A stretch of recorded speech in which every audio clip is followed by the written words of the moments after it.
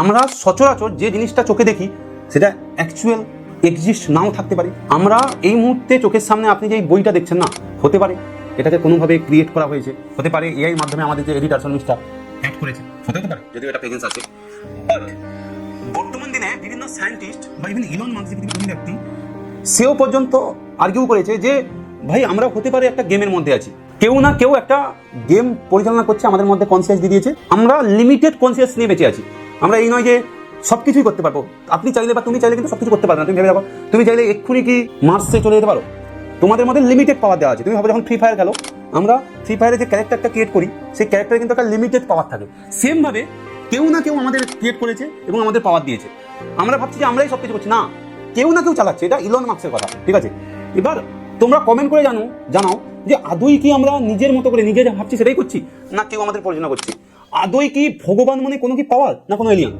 আদৌ কি alien exist, সেটা কমেন্ট করে জানাও। এলিয়ান যদি না এক্সিস্ট থাকতো না, পিরামিডের মতো এত বড় বড় জিনিস কয়েক হাজার বছর আগে গেট করা সম্ভবই হতো না মানুষের দ্বারা। ভাই কিছু তো আছে, কমেন্ট করে জানাও দেখি।